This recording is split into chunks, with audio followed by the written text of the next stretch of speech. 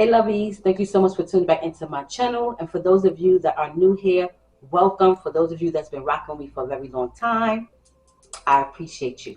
Before I get into this video, let me just say all credit belongs to the original content creators of these videos. And without further ado, let's just jump straight into them.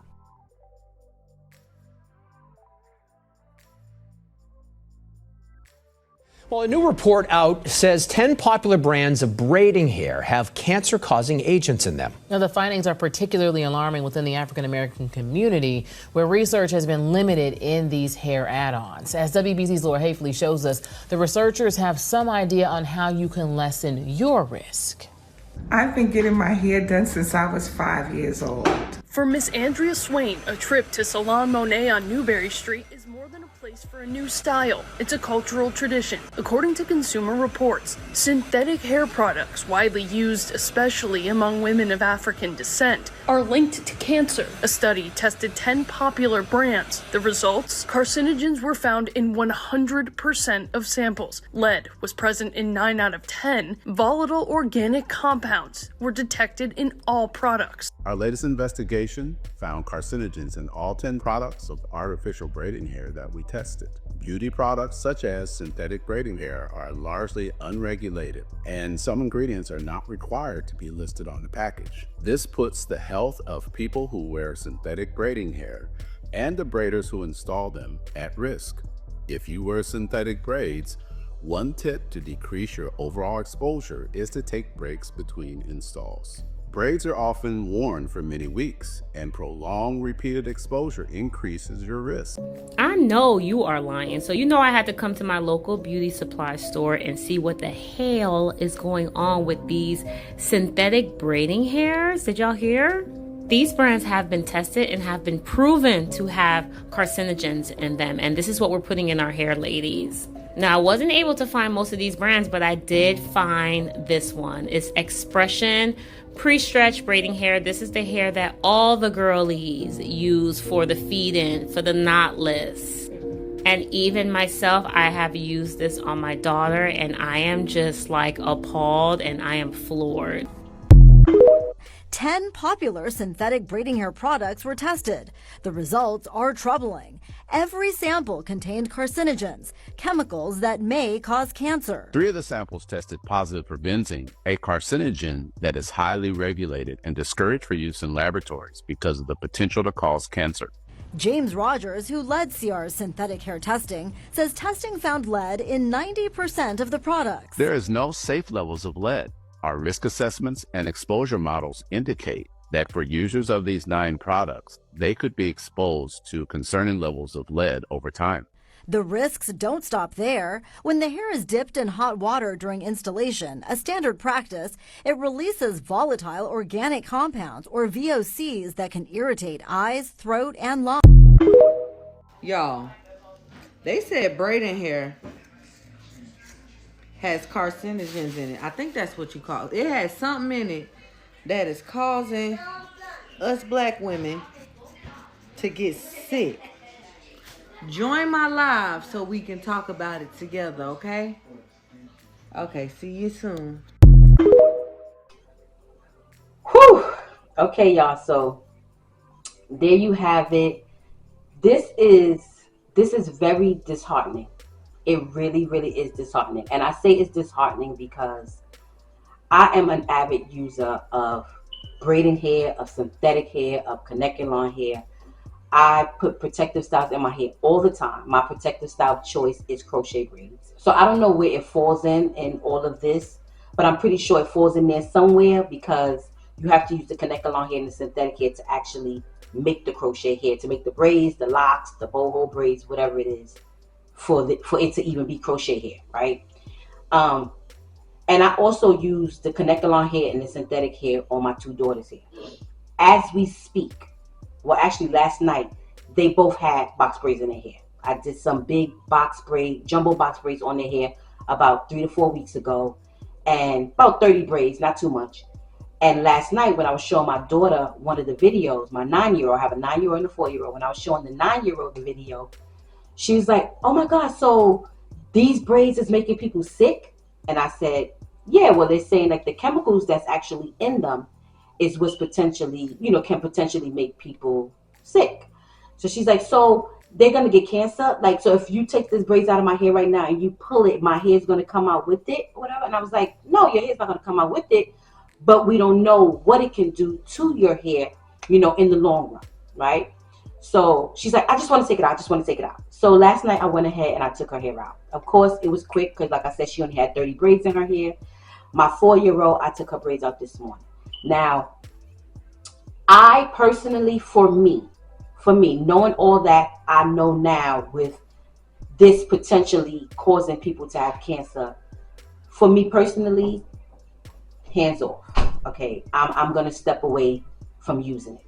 And in all honesty, y'all, my daughters don't need it. Neither do I need it. We braid our hair for convenience. I put my protective style in my hair, my crochet braids, for convenience as a protective style, so I can keep my hands out of my hair, low manipulation, and all the things, right? Same thing for my daughters. They don't like to get their hair done. So for me to be able to, protect their hair with some synthetic braids or, box braid their hair real quick, and it can last for a long period of time versus me just doing their braids. Because when I braid their hair, it's frizzy, it's just all over the place. But for me to put the connector hair in their hair and synthetic hair in their hair and cover their actual real hair, and they can go about their business or whatever, it's easier for me. But knowing what I know now, when you know better, you do better.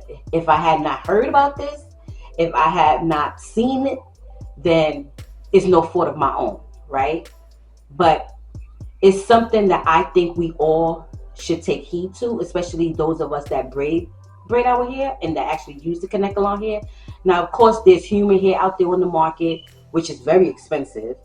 We can use the human hair. There's other ways around it. Like, you can actually go to the extent of doing this.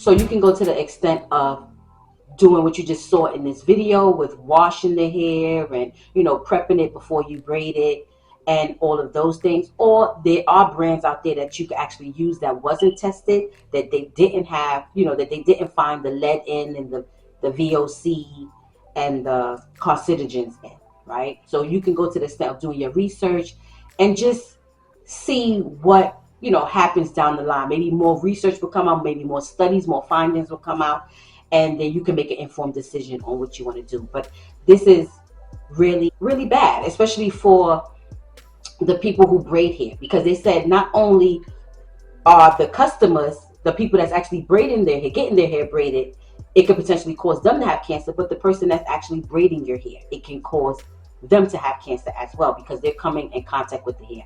And I know that's very hard for those of you who are braiders or those of you who have braid shops.